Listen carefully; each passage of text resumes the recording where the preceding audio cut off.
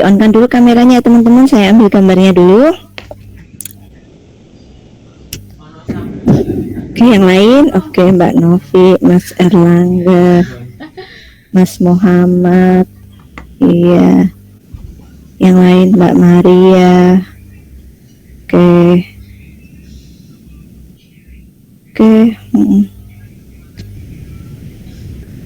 Mbak Lutfia, silahkan dinyalakan. Mbak Khotijah.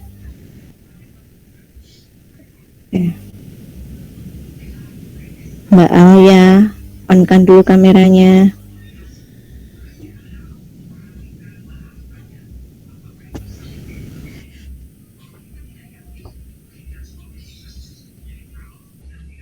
Oke, baik teman-teman, terima kasih. Saya lanjutkan ya materi kita hari ini. Jadi kita akan membahas tentang metode pembuatan tablet. Ya. Oke, silakan disiapkan catatannya. Kalau ada yang belum ada di PPT, dicatat sendiri, dan PPT seperti biasa bisa di download di Google Drive ya.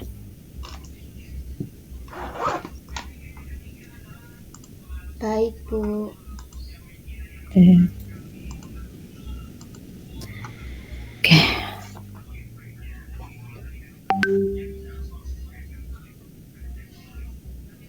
Baik teman-teman, hari ini kita melanjutkan materi kita, yaitu metode pembuatan tablet ya. Nah, sebelum saya ke metode pembuatan tablet, saya akan lanjutkan sedikit materi tentang karakterisasi dari granul. Materi terakhir kita kemarin adalah granulasi. Ada berbagai macam metode dan pertimbangan untuk memilih metode mana yang tepat untuk zat aktif kita. Ada wet granulation, dry granulation, melt granulation, dan spray granulation. Nah, granul yang sudah terbentuk ya dari proses pembuatan granul itu, maka tidak bisa kita langsung cetak menjadi tablet, tetapi granul itu harus kita lakukan pengujian mutu fisik. Ya, pengujian mutu fisik granul apa?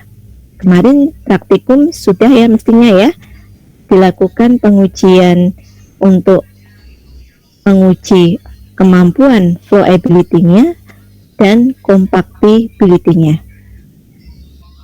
Untuk flowability ya, jadi tujuan utama kita membuat granul kan untuk meningkatkan flowability dan compactability ya teman-teman ya. Nah, sekarang kalau kita sudah mendapatkan granul, kita mau melihat apakah flowability dan compactability-nya sudah bagus atau belum, maka granul itu harus kita lakukan karakterisasi atau kita uji mutu fisiknya.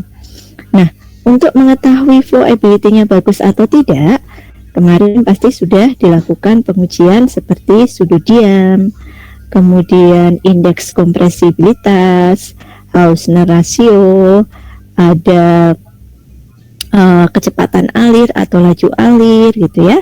Nah, itu contoh pengujian yang dapat kita gunakan untuk mengetahui kemampuan granul untuk mengalir atau flowability-nya. Kemudian kalau tadi ya granul itu tujuannya adalah untuk meningkatkan compactability. Bagaimana cara kita mengetahui bahwa tablet kita ini adalah kompak gitu? Ada pengujian kompaktibilitas ya. Kemarin kita melakukan pengujian kompaktibilitas di praktikum. Teman-teman sudah praktek kan? Sudah ya? Sudah, Ibu. Oke, iya sudah. Nah, uji kompaktibilitas itu nanti parameternya adalah kekerasan. Ada yang tanya, loh bukan kekerasan itu untuk pengujian mutu fisik tablet? Iya.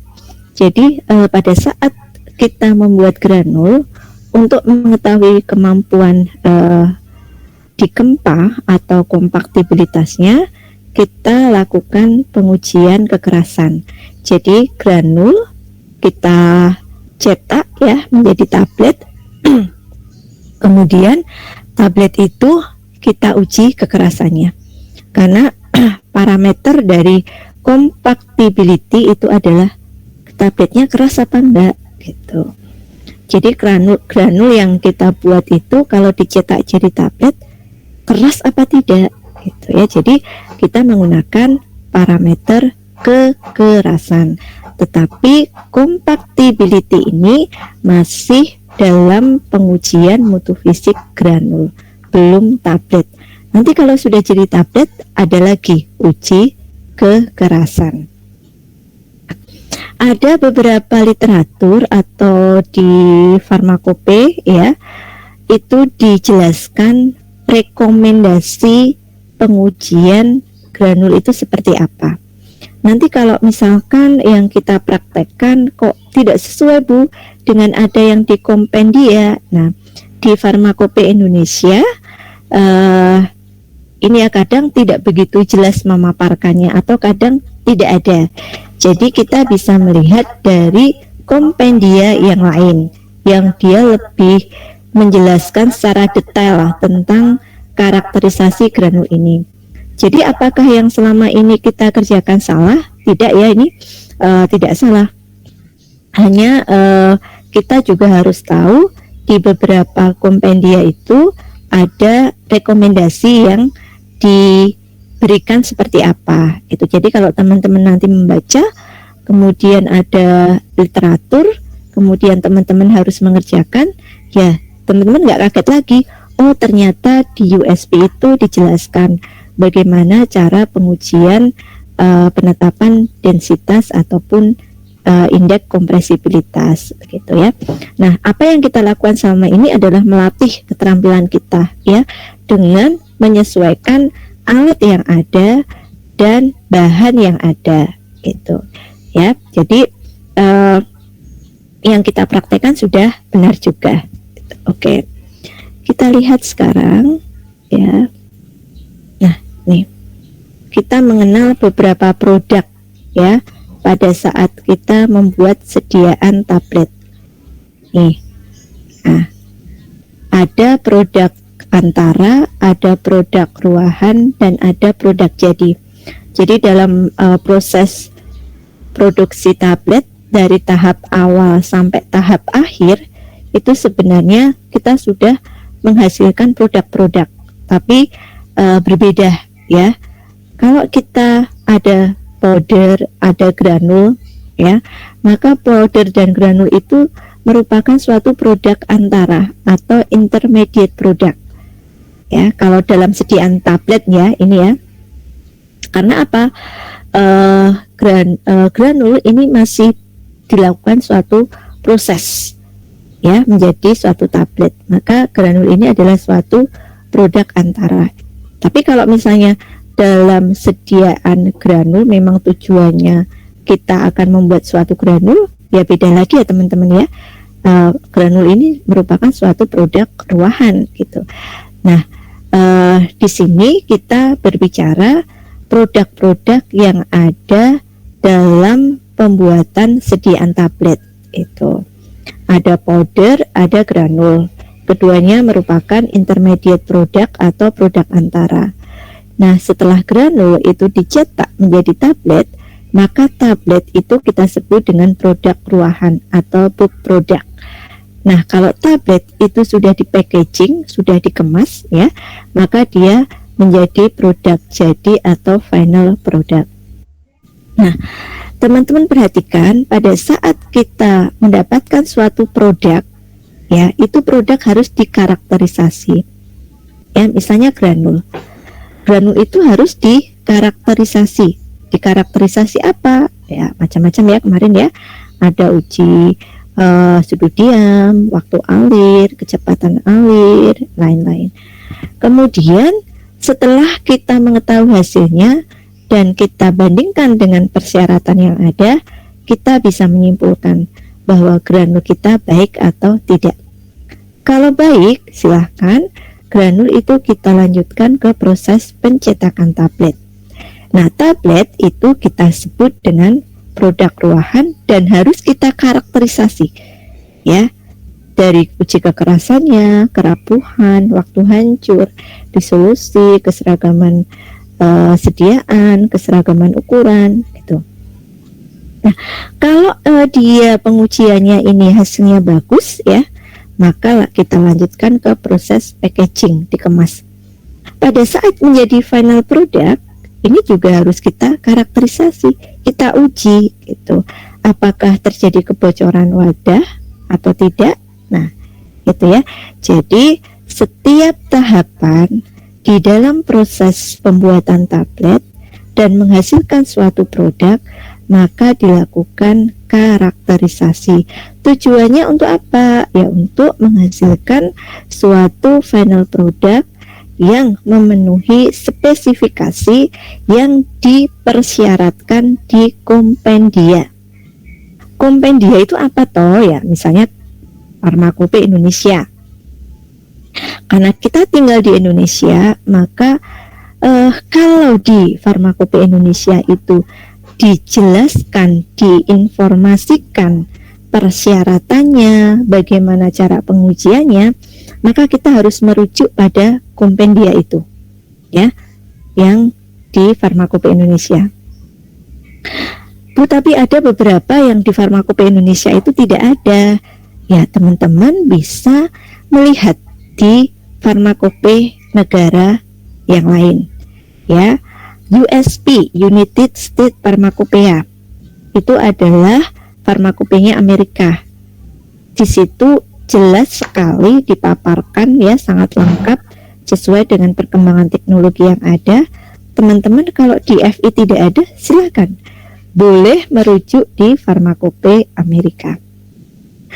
Bu, ternyata di Farmakope Amerika tidak ada, adanya di British Pharmacopeia, di farmakopenya Inggris. Tidak apa-apa, ya, kita merujuk dari situ. Jadi apa yang kita lakukan itu ada dasarnya, ada landasannya. Yang benar itu seperti apa, gitu ya. Oke.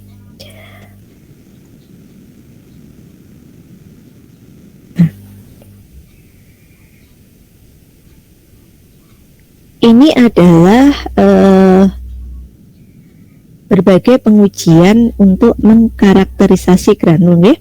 Ada penetapan densitas ruah dan densitas mampat, penetapan indeks CAR atau compression indeks kompresibilitas, ada Hausner ratio, ada angle of repose, itu adalah sudut diam, penetapan loss on drying atau susut pengeringan, dan penetapan laju alir. Nah, ini pernah kita lakukan semuanya. Nanti kita lihat rekomendasi yang ada di Farmakope. Nah, pengujian ini semuanya bertujuan untuk meningkatkan kemampuan alir dari granul atau menguji apakah granul kita kemampuan mengalirnya bagus atau tidak, ya. Mengapa harus diuji? Karena untuk menghasilkan tablet dengan variasi yang relatif rendah, ya. Jadi kemampuan mengalir itu sangat penting. Kenapa dia sangat penting? Karena nanti akan menghasilkan tablet dengan variasi yang relatif rendah atau perbedaan yang rendah. Dari apanya? Dari mutu fisiknya, ya, dari kandungan dosisnya, keseragaman dosisnya, dari bobotnya. Itu nanti variasinya itu nggak terlalu jauh. Kalau nggak terlalu jauh, ya, nanti tablet yang kita hasilkan itu secara bobot seragam, kandungan zat aktifnya seragam. Nah, seperti ini nanti akan berefek pada efikasinya, ya, efikasinya, kemampuan dia untuk memberikan efek, gitu. Kalau semuanya seragam, ya, variasinya rendah, nah efeknya juga akan sama, gitu ya. Jadi kenapa kemampuan mengalir ini sangat penting sekali. Nah, teman-teman, kemarin kita sudah melakukan penetapan BJ mampat dan BJ ruah, ya, menggunakan alat tapping device. Kemudian dilakukan proses pengetapan menggunakan gelas ukur 100 mili. Itu yang ada di kita ya. Nah, kemudian kalau kita merujuk dari USP ya, di sini USP menjelaskan secara detail ya bagaimana mekanisme pengujiannya itu. Nah, ini ya, ini diambil di USP pada lampiran 616. Nah, USP merekomendasikan bahwa gelas ukur yang digunakan untuk penentuan BJ mampat dan BJ ruah itu 250 mili. Kemudian bobot sampel atau granul yang digunakan 220 plus minus 44 gram. Jadi ditambah dan dikurangi. Teman-teman bisa menggunakan granul itu pada rentang 176 sampai 264 gram.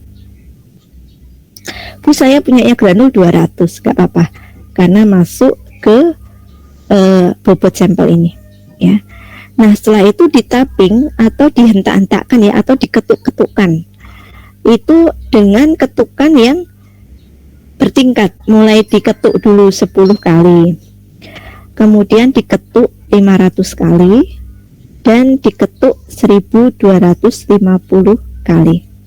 Tuh ya, 3 kali pengetapan. Nah, pada saat teman-teman melakukan pengetapan sebanyak 500 kali, dilihat volumenya. Terjadi penurunan volume berapa? Catat. Ya, 500 kali volumenya sekian. Kemudian setelah di pengetapan 1250 kali, dilihat penurunan volumenya berapa.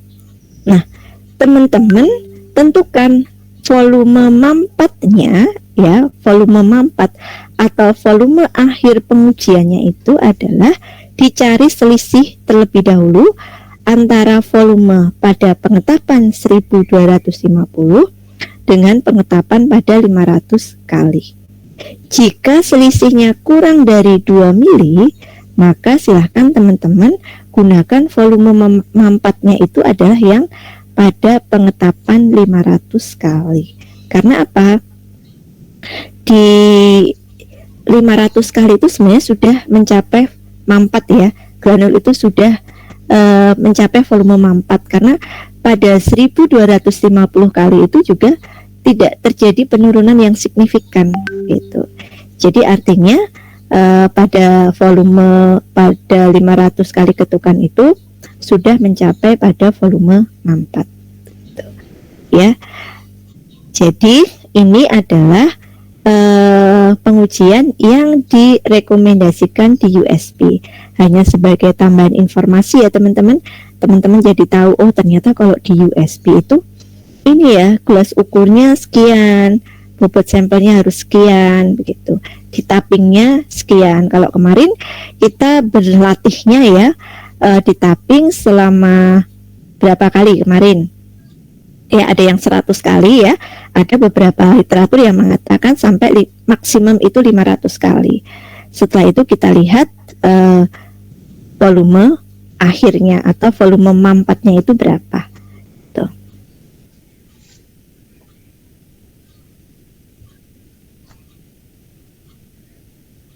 Nah, ini adalah rumus untuk menghitung BJ ruah dan BJ mampat. Saya kira tidak usah dibahas ya, sudah bisa, sudah berlatih.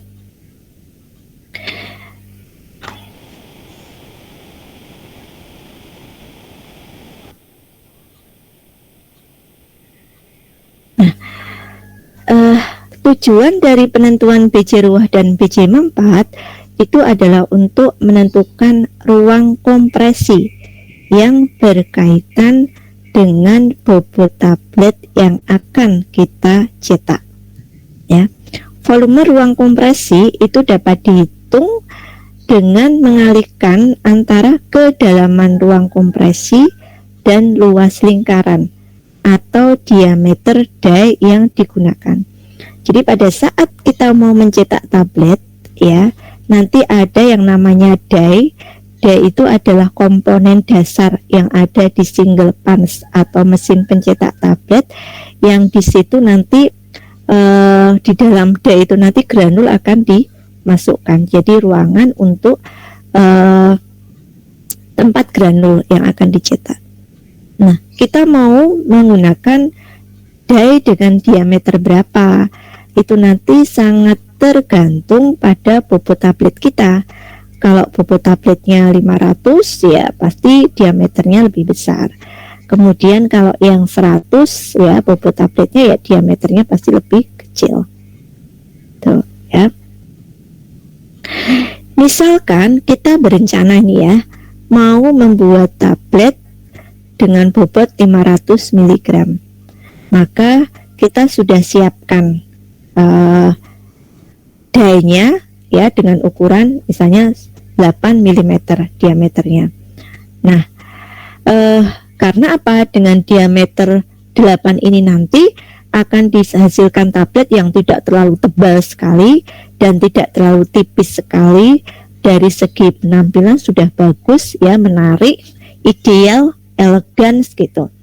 Jadi kita sudah siapkan, pokoknya harus pakai diameter dengan ukuran sekian. Karena ini nanti yang akan ini ya membentuk suatu tablet dengan bobot 500 itu yang ideal ya, kalau dipasarkan itu sudah menarik dari penampilan gitu. Tetapi kita kan nggak tahu ya granul kita itu dia mampatnya berapa, ruahnya berapa, sehingga pada saat kita lakukan proses pencobaan mau dicetak, granul kita timbang 500 mg, kita masukkan ke die. Karena berat jenis atau berat jenis ruahnya ringan ya, maka die yang ukuran 8 mm itu diameternya nggak cukup. Jadi kalau ditimbang yang masuk ke dalam die itu hanya jumlahnya 450. Jadi nggak bisa 500. Padahal kita harus mencetak dengan bobot 500. Nah, kalau seperti ini bagaimana? Apa yang harus kita lakukan? Itu ada dua solusi, teman-teman ya.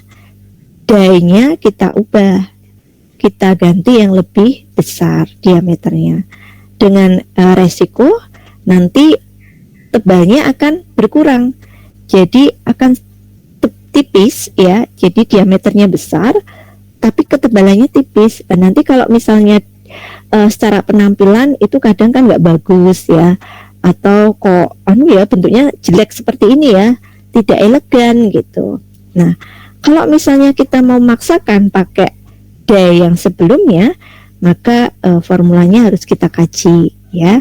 Kita lakukan penambahan bahan-bahan yang dapat meningkatkan berat jenisnya, sehingga nanti dengan die diameter 8 mm itu 500 tablet ini akan masuk semuanya, karena granul itu mempunyai berat jenis yang lebih tinggi dari sebelumnya gitu.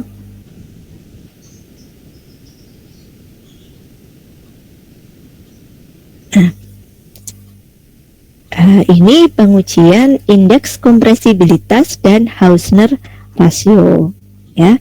Nah, kemarin pada saat kita praktek itu kan dari kita menguji ini ya berat jenis, itu data yang ada langsung kita lanjutkan untuk pengujian indeks kompresibilitas dan rasio Hausner ya. Jadi dari data dari satu pengujian itu bisa kita tentukan berat jenis ruah, berat jenis mampat, kemudian rasio Hausner, indeks kompresibilitas gitu. Nah teman-teman, kalau di USP itu merekomendasikan ya, USP itu merekomendasikan seperti apa nih? Oh ternyata granul yang digunakan 100 gram, gelas ukur yang digunakan 250 mili, dan volume mampatnya, yang dimaksud volume ya, volume mampatnya itu adalah sampai seperti yang direkomendasikan pada pengujian BC tadi ya. Jadi di pengetapan dulu 500 kali, 10, 500 kali, 1250. Kemudian dicari selisihnya. Begitu. Nah, yang berbeda apa sebenarnya dari pengujian yang berat jenis dan indeks kompresibilitas ini, teman-teman? Perbedaannya ada di mana? Silahkan dijawab.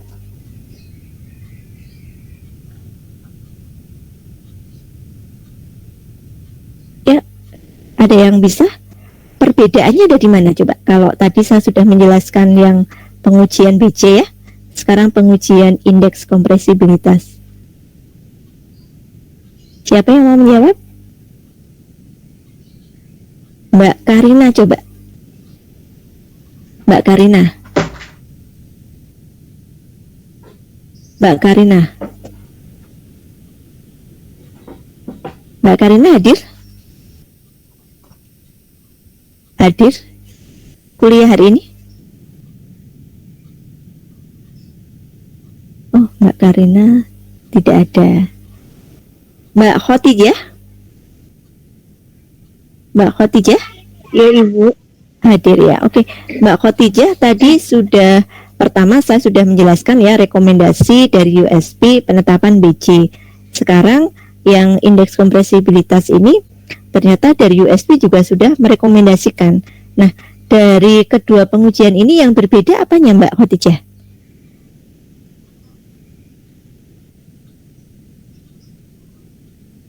Oke, mungkin saya ini ya Mbak, biar tahu. Sebentar Bu. Ini, baca dulu yang ini, penentuan BC. Oke, penentuan BC ya Mbak. Oke, kemudian Ya Bu. ini yang indeks kompresibilitas. Nah, udah ini jelas, pasti tahu nih Mbak Khotijah. Yang mana yang beda Mbak?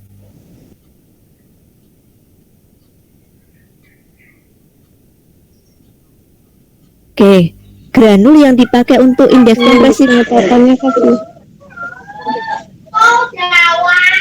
Granul 100 gram. Yang mana Mbak? Oke, mungkin Mbak Farika? Masih belum paham Bu. Oke, ya, masih belum paham. Oke, Mbak Farika. Iya Bu. Coba Mbak Farika jelaskan ini, dilihat aja. Ini di indeks kompresibilitas, rekomendasi USP seperti ini ya. Sudah dibaca? Bentar Bu. Oh, bentar. Nih.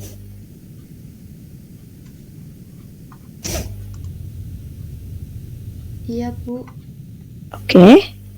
Sekarang coba yang ini, penetapan berat jenis yang disarankan USP seperti ini. Satu yang berbeda di bagian mana Mbak Farika?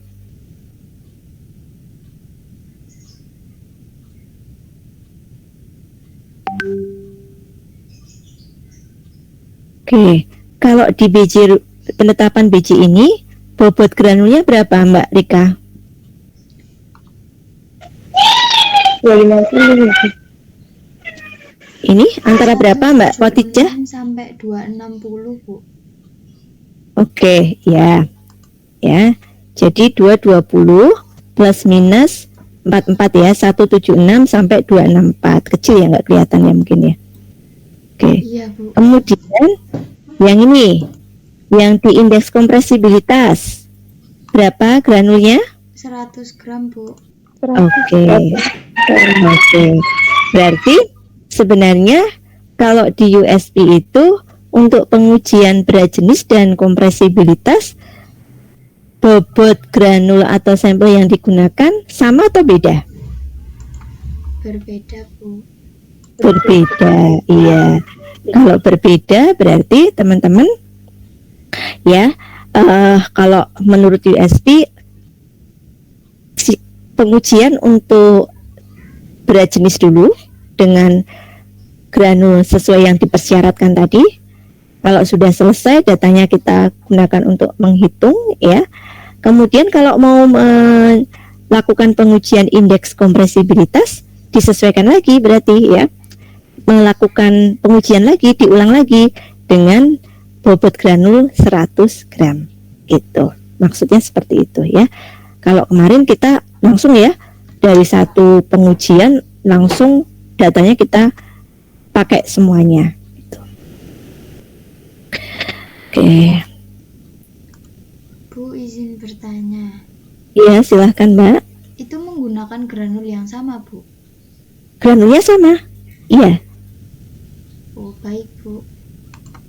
Maaf, maksudnya granul untuk yang pengujian BJ tadi terus dipakai untuk yang ini ya Mbak ya? Iya. Untuk yang oke. Jadi kalau misalkan Mbak Rika punya granul dalam jumlah yang banyak ya, akan lebih baik setiap pengujian itu menggunakan granul yang berbeda-beda. Ya, misalkan untuk uji sudut diam itu, tapi kalau misalnya granul kita terbatas nggak apa-apa ya, dilakukan misalnya uji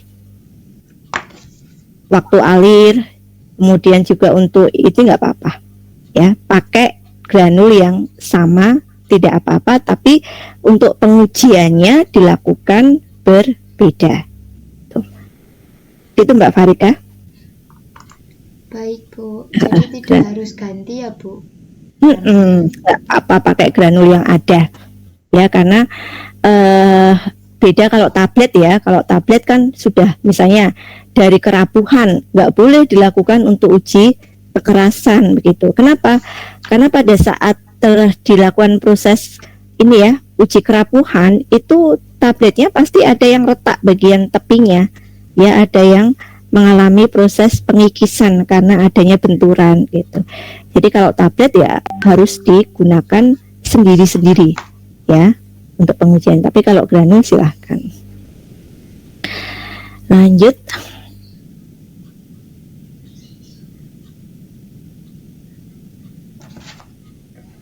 Ya, ini apa namanya, rumusnya ya sudah bisa, sudah kemarin sudah menghitung.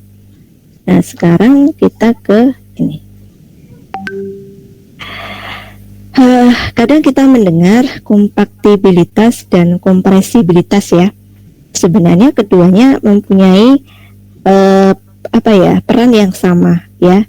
Keduanya adalah suatu pengujian untuk mengetahui apakah granul yang akan kita cetak nanti menjadi suatu tablet yang keras. Jadi intinya tujuannya kita pengen tahu nih ya, tablet kita keras atau tidak. Maka dilakukan pengujian kompaktibilitas dan kompresibilitas. Itu persamaannya. Perbedaannya ada di mana? Kalau kompaktibilitas itu kemampuan massa granul menjadi kompak setelah diberi tekanan. Jadi kompak ya, kompak tadi teman-teman tahu ya, parameternya adalah kekerasan. Jadi kompak itu kita mau tahu granul kita itu kalau dicetak jadi tablet keras atau tidak ya, itu dengan pengujian kompaktibilitas ini, dengan dia diberi tekanan ya, diberi tekanan, kemudian tablet yang terbentuk kita uji kekerasannya. Nah, kalau kompresibilitas itu tadi ya, kita kan lakukan proses pengujian sampai volume mampat ya, berarti kompresibilitas ini adalah kemampuan serbuk untuk berkurang ya atau menurun volumenya setelah diberi tekanan.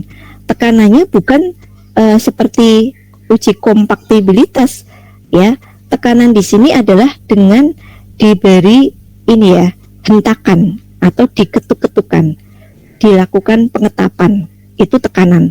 Nah nanti seberapa besar volume dia menurun, nah ya ini nanti kita bisa tentukan bahwa tablet kita keras atau tidak.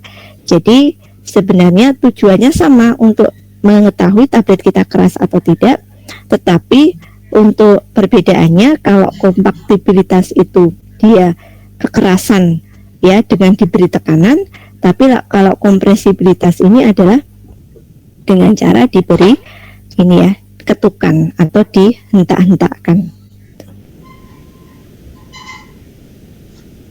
Nah sekarang kita perhitungan angle of repose atau sudut diam ya. Bentar.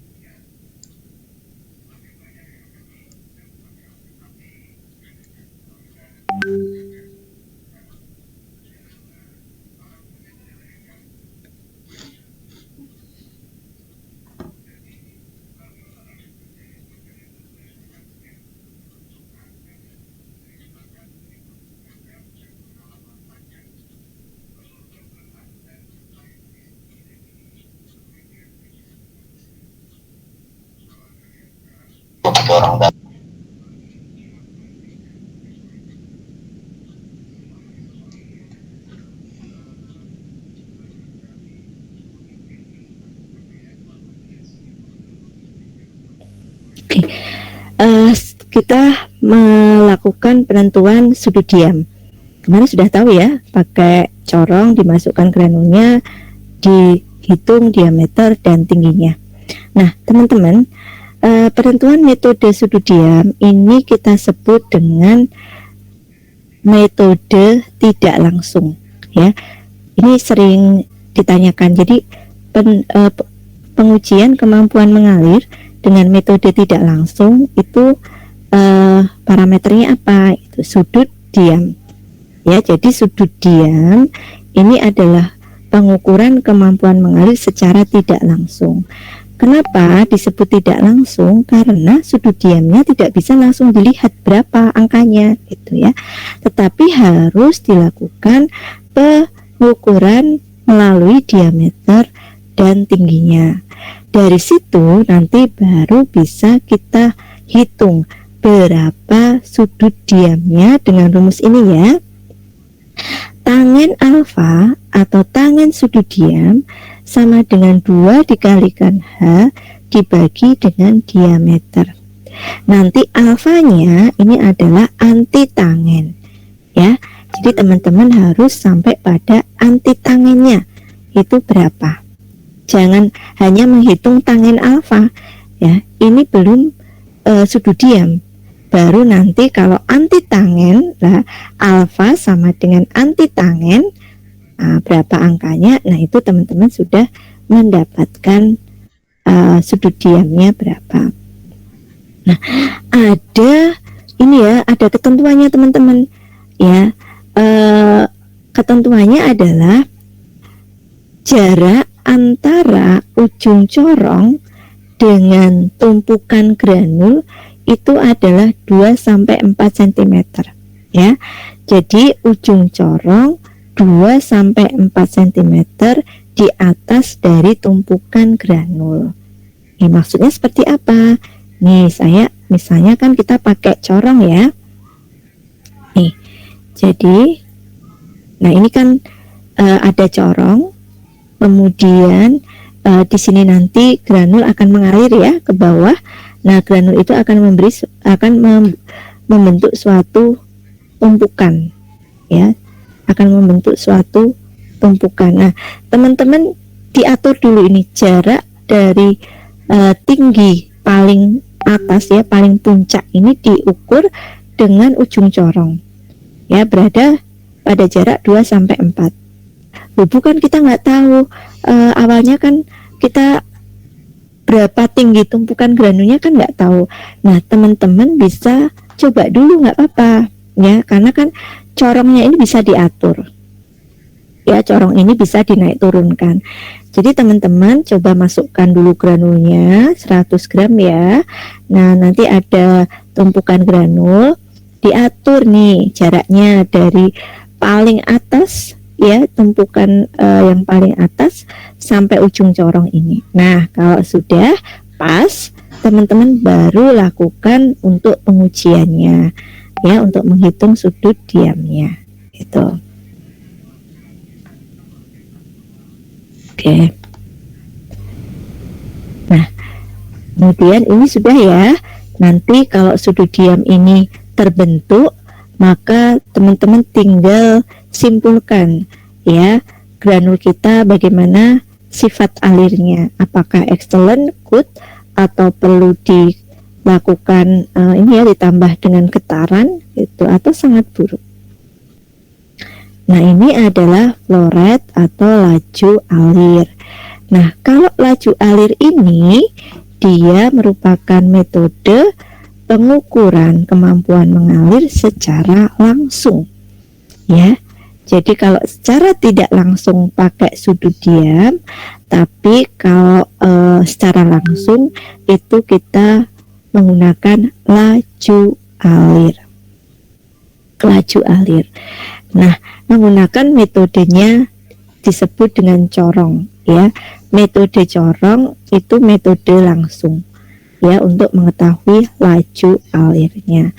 Nah, karena menggunakan corong, maka corong yang digunakan itu ada ketentuannya.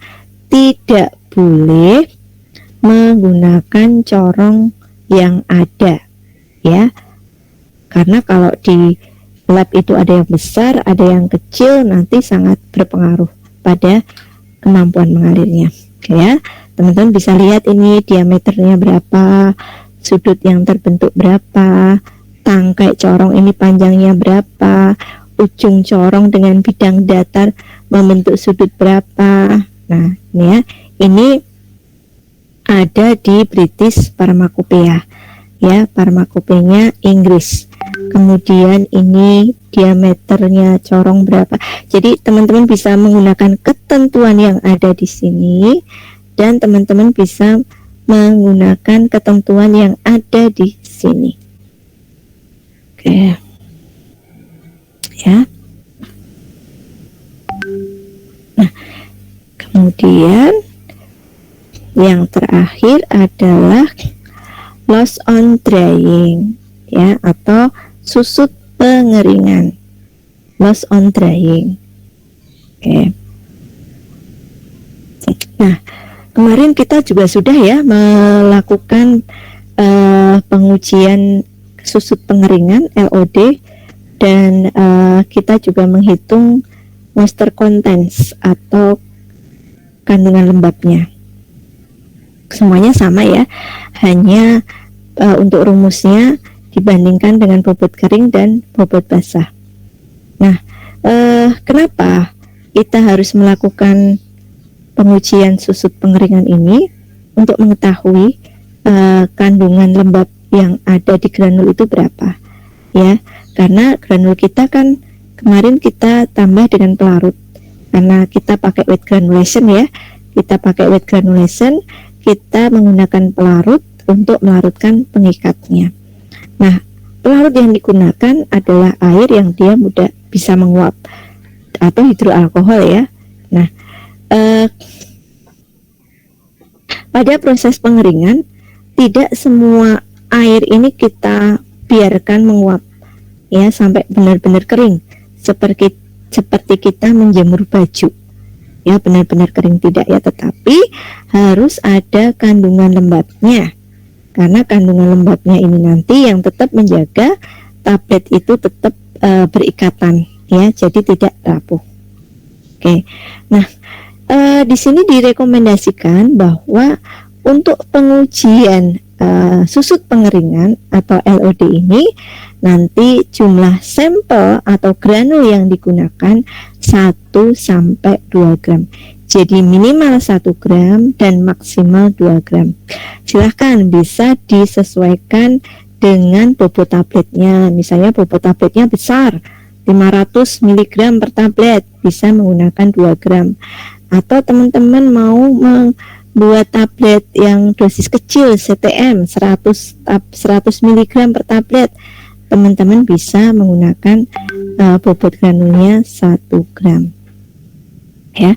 Tetapi memang kalau kita kemarin untuk latihan itu ya, untuk pengujian itu kita pakai 2 gram ya, karena paracetamol besar ya, kita pakai 2 gram, atau ya biasanya kita udah pakai 2 gram aja semuanya sampelnya gitu ya.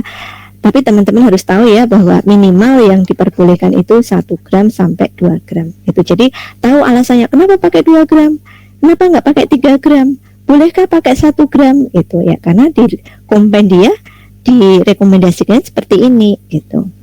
Nah, tinggi sampel ya pada saat proses pengujian itu tinggi sampelnya harus 5 mm atau tidak boleh lebih dari 10 mm ya. Jadi kan diratakan, granulnya diratakan membentuk suatu lapisan yang tipis gitu ya. Nah, karena memang ini ya, kalau bisa ya tinggi sampelnya itu 5 mm atau tidak lebih dari 10 mm, nanti akan berpengaruh pada kinetika transfer panas dan kinetika penguapan ya, nanti kalau belajar tentang pengeringan gitu ya. Kapan pengeringan itu dihentikan? Yaitu sampai pada bobot konstan. Jadi titik akhir pengeringan ya, titik akhir pengeringan itu adalah sampai bobot konstan ya. Kalau kemarin kita bertanya, Bu, pengeringannya itu kapan dihentikan? Ya, sampai bobot konstan. Bobot konstan itu yang seperti apa? Yaitu selisih penimbangan 2 kali berturut-turut kurang dari 0,5 mg per gram sampel. Jadi teman-teman bisa ini ya, lakukan pengujian dulu pengeringannya sampai berapa lama ya. Nah, nanti teman-teman keringkan, kemudian ditimbang, dapat A, kemudian dikeringkan lagi, ditimbang, setelah selesai ditimbang dapat bobot B. Jika A dikurangi B itu selisihnya kurang dari 0,5 mg per gram sampel, maka yang B ini sudah bobot konstan. Nah, itu yang kita gunakan ya, dia sudah bobot konstan. Bu, kalau belum bagaimana? Ya kita keringkan lagi, kemudian dapat C ya, B dikurangi C berapa? Kok belum lagi, Bu? Ya dipanaskan lagi, nanti dapat bobot D, C dikurangi D, begitu seterusnya ya, begitu seterusnya sampai teman-teman dapatkan bobot konstan. Nah, kalau teman-teman menggunakan gravimetri ya, menggunakan gravimetri, ada kan yang menggunakan pengeringan atau pengujian loss on drying ini menggunakan oven, ada ya, karena nggak punya moisture balance. Tapi kalau teman-teman menggunakan moisture balance itu lebih praktis, karena apa? Bobot konstan itu nanti akan ditunjukkan oleh alarm. Jadi alarmnya ini akan berbunyi. Nah, kalau alarmnya sudah berbunyi, nanti sudah mencapai bobot konstan, tinggal teman-teman lihat nilainya berapa di situ. Itu sebagai kandungan lembab kita.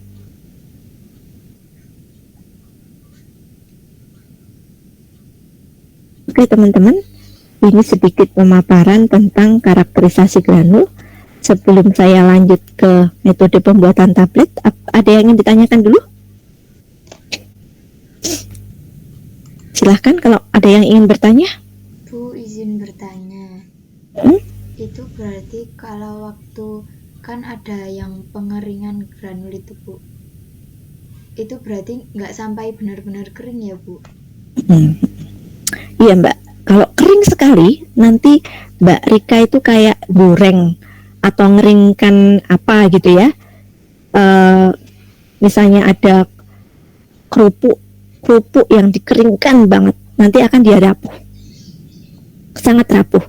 Ini seperti granul kita, kalau sangat lama dikeringkan ya, kita nggak tahu ini pokoknya dikeringkan, oke dikeringkan sampai berapa sampai kering gitu ya, udah dikeringkan kemudian dicetak jadi tablet, kok tabletnya rapuh. Nah, itu karena terlalu kering, karena proses pengeringan granul ini tadi titik akhirnya adalah dia mencapai bobot konstan, ya, mencapai bobot konstan.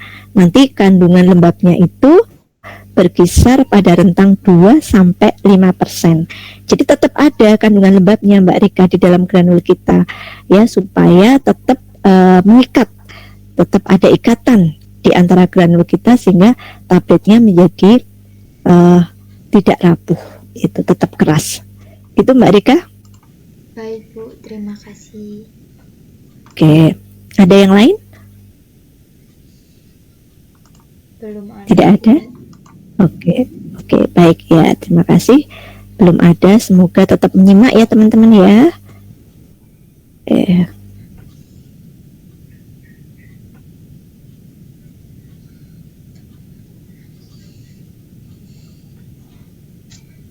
Nah, sekarang kita lanjut ke metode pembuatan tablet.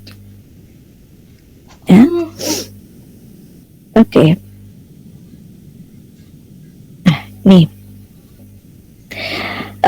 Metode pembuatan tablet itu ada yang harus melalui proses granulasi, ada yang langsung dikempah, atau metodenya kita sebut dengan direct compression atau kempah langsung, ya.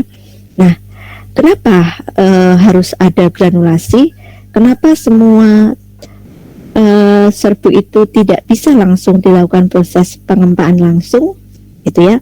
Langsung dikempah aja gitu, nggak usah digranul gitu. Sangat tergantung pada sifat zat aktif kita ya teman-teman ya.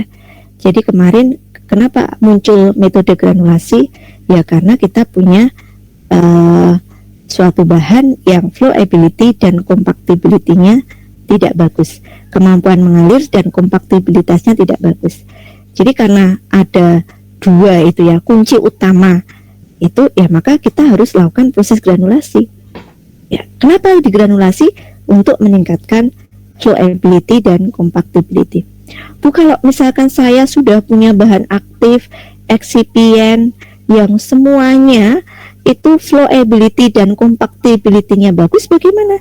Langsung direct compression, kempah langsung aja, nggak usah digranul. Ngapain digranul? Ya, gitu.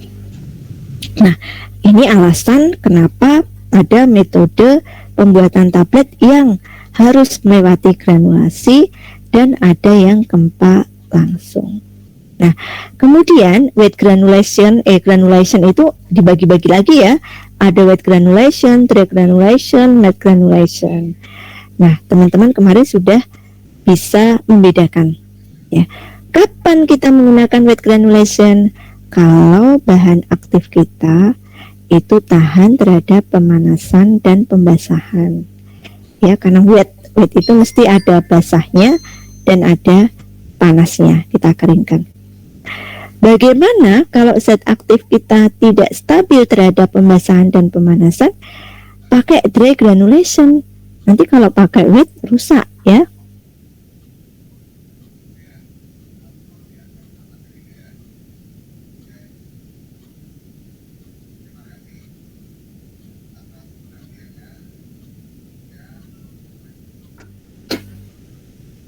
Oke.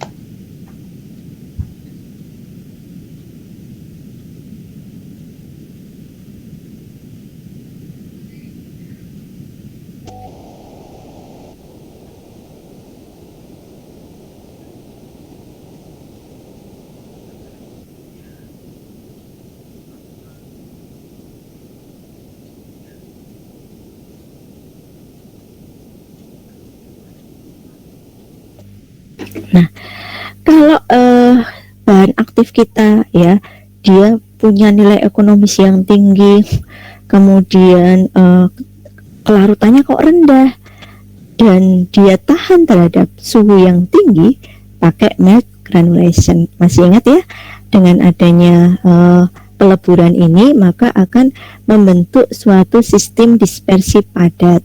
Jadi bahan aktif kita itu akan berubah menjadi suatu bentuk amorf.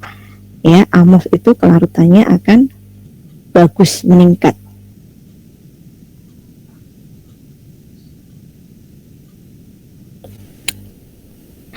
Kemudian kita lanjut ke ini. Ya, silahkan dibaca ini ya, keuntungan dan kerugian dari wet granulation. Nah, silahkan dibaca ya, ini mudah. Kemudian dry granulation, wet granulation. Ya, kita masuk ke metode direct compression. Ya, metode direct compression. Nah, metode direct compression ini adalah suatu proses pembuatan tablet dengan langsung mengempa campuran baik zat aktif maupun eksipien dan tidak ada proses sebelumnya kecuali penimbangan dan pencampuran.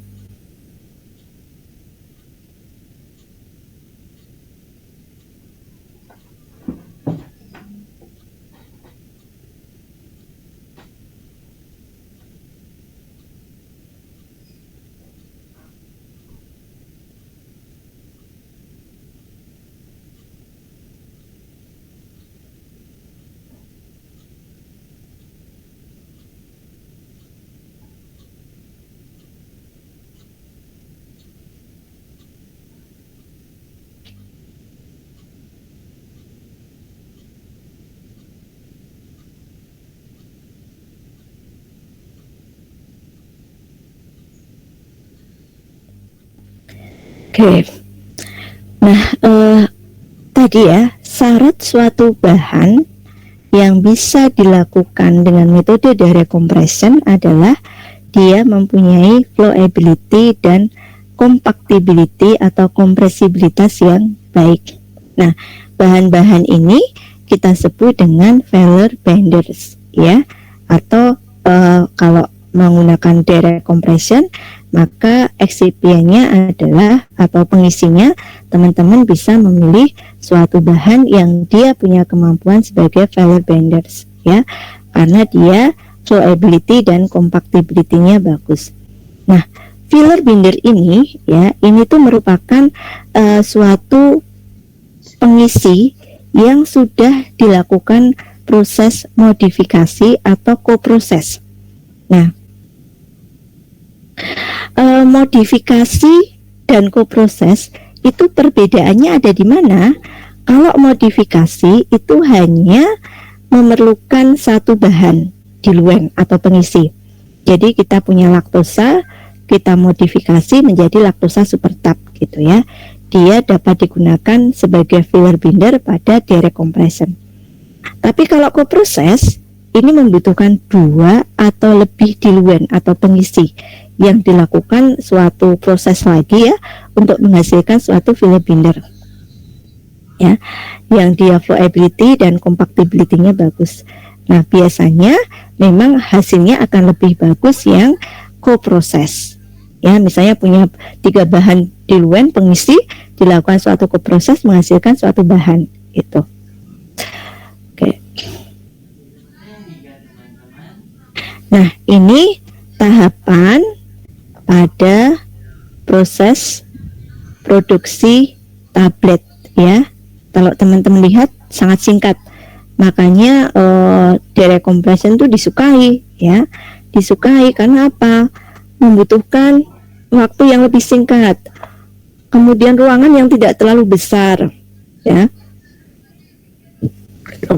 Tapi memang kekurangannya salah satunya adalah eksipiennya pasti akan mahal ya, karena tidak semua eksipien bisa digunakan, hanya yang dia mempunyai tadi flowability dan compactability-nya ini ya. Jadi parameter kritisnya ini fluiditas itu flowability, kemampuan mengalir, dan compactability.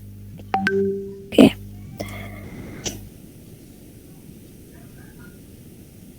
Nah, ini keuntungan dan kerugiannya, silahkan dibaca sendiri ya teman-teman ya. Oke. Ini juga kelemahannya. Nah, salah satu kelemahan dari direct compression ya ini ya. Nih, jadi kemungkinan bisa membentuk capping, laminating ataupun splitting. Ya. Kalau capping ini bagian cappingnya, bagian atasnya ya, yang dia rusak. Kemudian kalau laminating ini dia akan membentuk ini ya, tablet akan terbelah menjadi beberapa lapisan. Nah, kalau yang splitting ini dia bagian tengahnya ini akan ya terlepas tuh, tengahnya. Oke. Nah, oke, baik teman-teman. Sebenarnya untuk tahapan proses produksi dalam tiap metode berbeda ya. Kemarin kita sudah jelaskan bahwa untuk metode granulasi basah itu tahapannya kan panjang, mulai dari di-grinding, di-blending, kemudian aglomerasi, dipeletisasi, drying, sterilisasi, blending lagi, baru proses pencetakan ya, proses kompresi. Kemudian kalau di dry granulation itu ada proses di-grinding, di-blending, kemudian ada yang namanya pembentukan slag ya, slugging, kemudian disterilisasi. Nah, secara rinci teman-teman sudah belajar kemarin di metode pembuatan tablet dengan yang granulasi ataupun yang sekarang decompression. Ini saya hanya merangkum saja ya secara garis besar, dan pengaruhnya kemana toh tahapan itu sebenarnya itu. Yang pertama adalah penimbangan ya, jelas ya. Penimbangan itu adalah merupakan parameter kritis karena ini awal dari segalanya ya. Awal pada saat kita mau membuat tablet itu ya bahannya kita timbang dulu. Nanti kalau misalnya penimbangannya sesuai ya pasti nanti akan berefek pada macam-macam ya, terutama pada kandungan zat aktifnya. Nah ya, nanti kandungan zat aktifnya kalau kita ukur keseragaman kandungannya nanti akan sesuai dengan berapa ya persyaratannya per tabletnya, berapa miligram gitu. Kalau di industri farmasi ya SOP-nya sudah sangat jelas ya. Kita mau menimbang, jadi saya menimbang, teman-teman yang menimbang itu nanti SOP-nya sama ya, mulai dari diambil sampelnya dulu, dilakukan apa itu sudah ada SOP-nya dengan jelas ya. Jadi nanti siapapun yang menimbang itu diharapkan hasilnya akan sama ya kalau dia mengikuti SOP-nya. Tapi kalau dia tidak mengikuti SOP atau tidak ada SOP-nya ya tentu hasilnya akan bervariasi ya, variasinya akan ada gitu. Makanya kan kalau di industri farmasi setiap tahapan yang akan kita lakukan itu ada SOP-nya ya, kita tinggal merujuk di situ. Ini kelihatan sekali ya pada saat praktikum. Nah, setiap kelompok membuat tablet. Nah, ada yang memang tingkat ketelitiannya tinggi tapi memang butuh waktu lama gitu ya.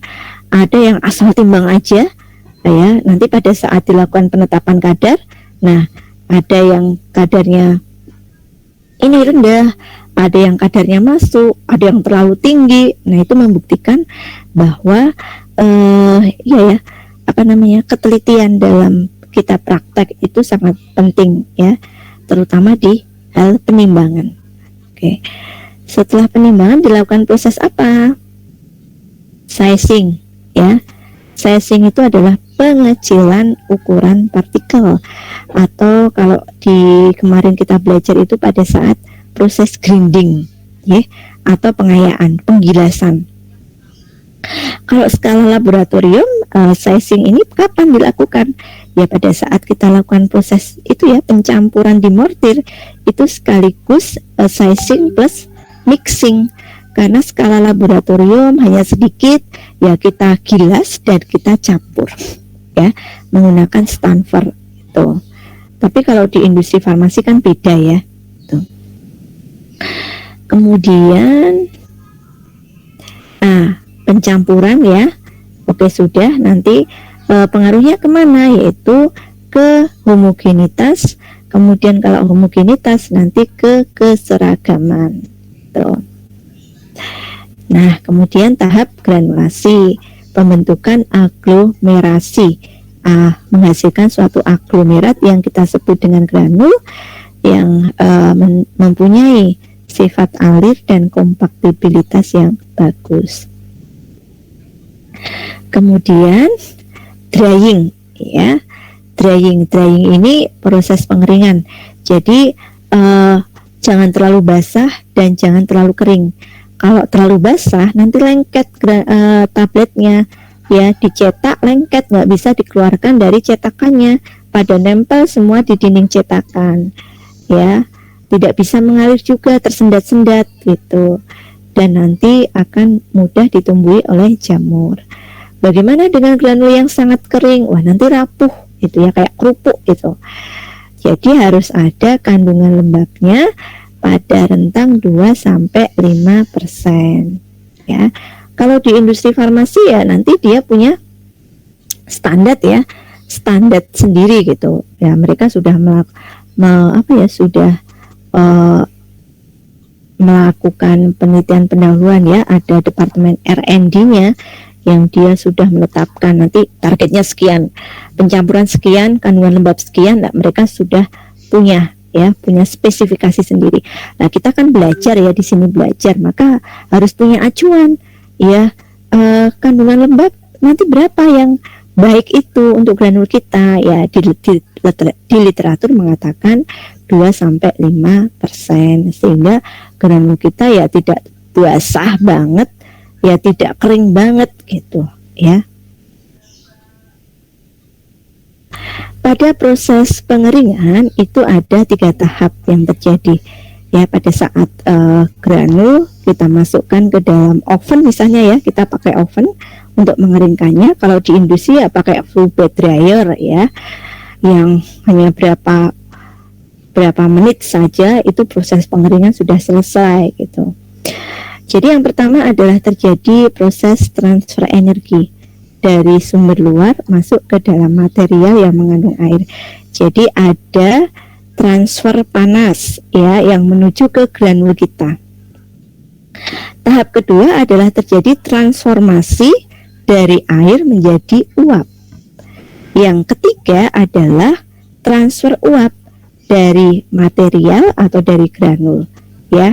Jadi uap yang terjadi tadi akan keluar dari granul kita sehingga granul kita menjadi kering. Nah, kemudian ini, ya, tahap pengempaan tablet. Nah, ini pengempaan tablet itu menggunakan mesin pencetak tablet. Mesin pencetak tablet itu ada yang single punch, ada yang rotary. Perbedaannya ada di mana? Kalau single punch ya dia punya 1 punch, ya. Kalau rotary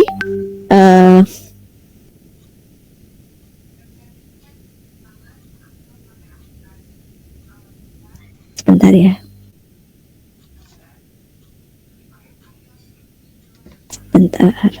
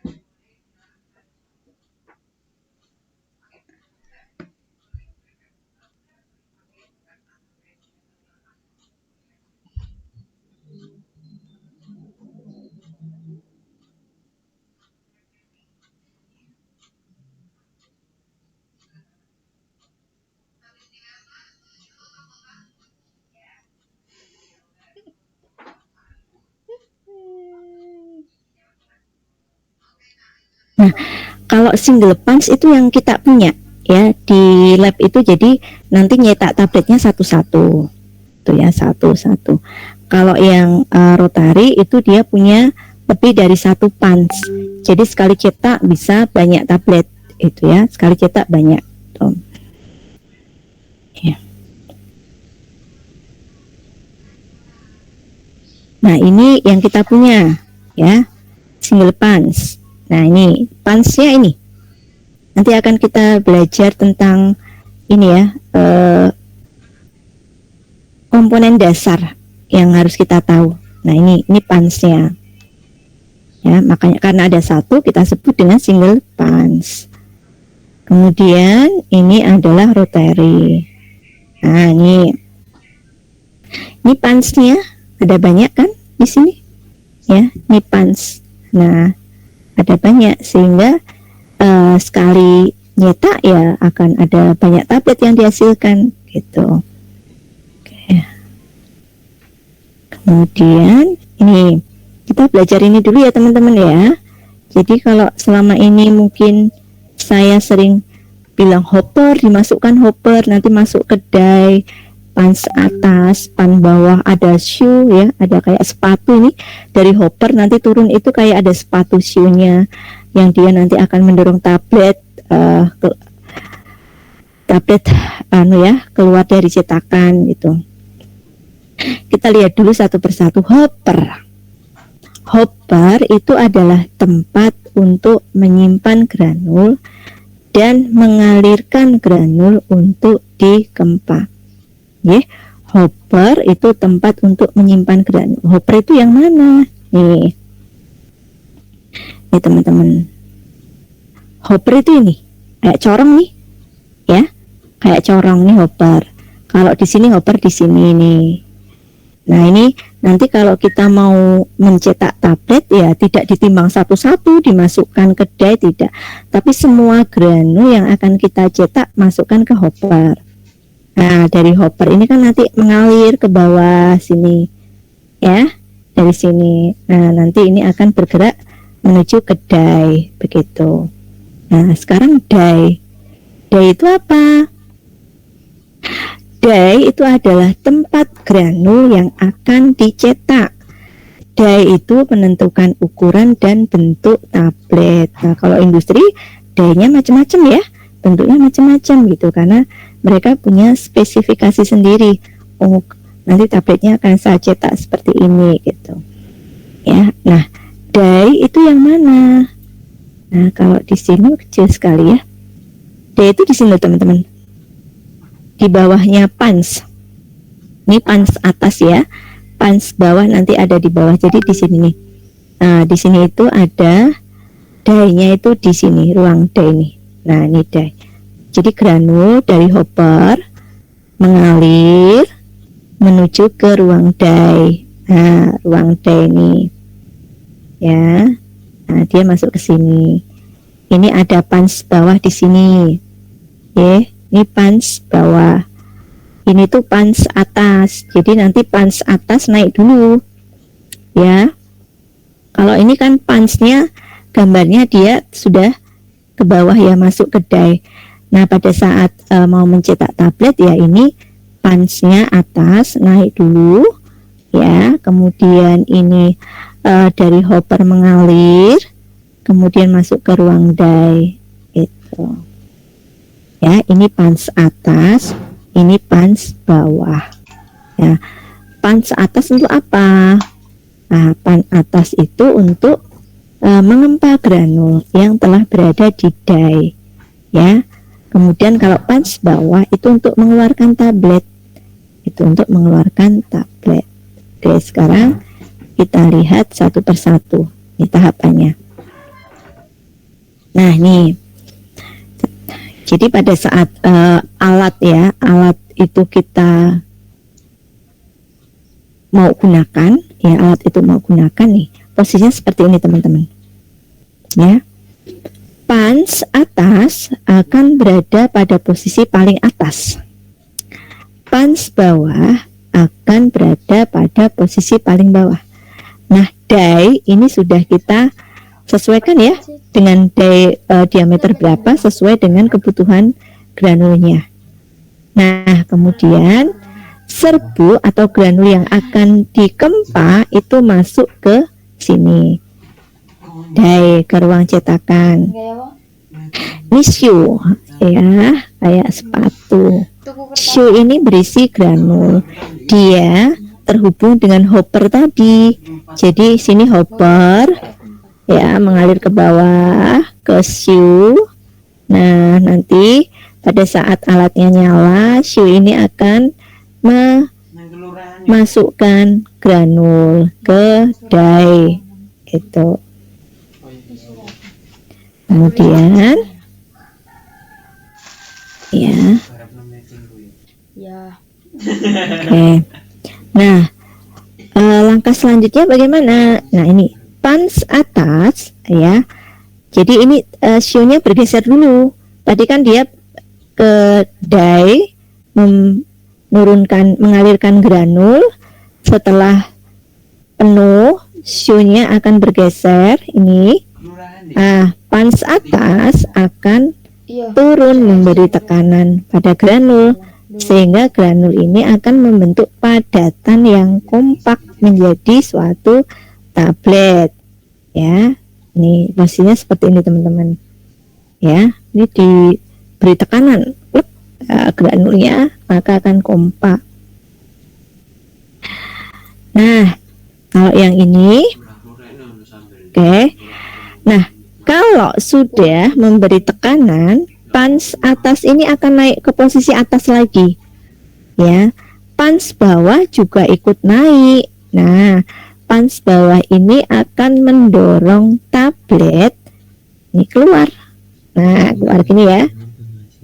Nah, kalau sudah berada di permukaan, siu ini akan mendorong, didorong ke sini.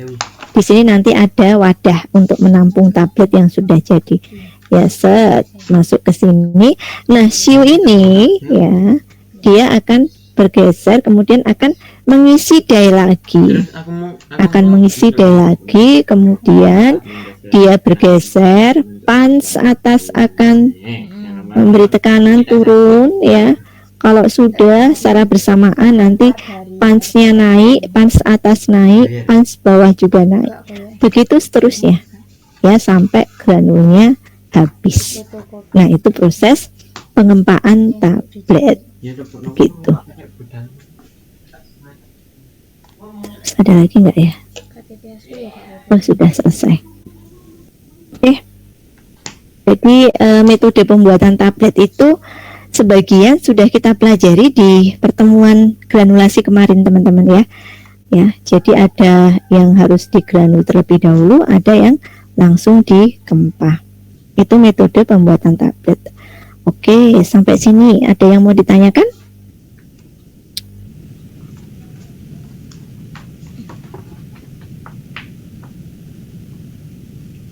Mas Gani hadir? Gani Abi?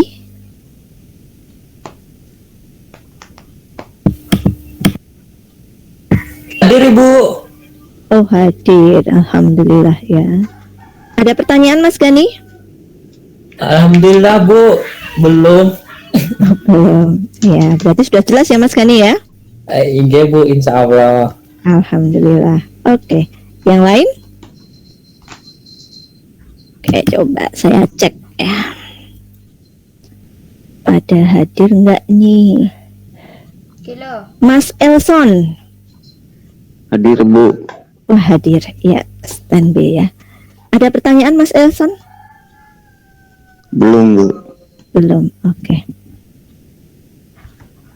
Baik, berarti saya anggap sudah jelas semuanya teman-teman ya. Oke, saya hentikan. Oke, baik teman-teman, saya kira penjelasan materi kita untuk hari ini saya cukupkan sekian ya. Semoga memberi manfaat, memberi tambahan wawasan.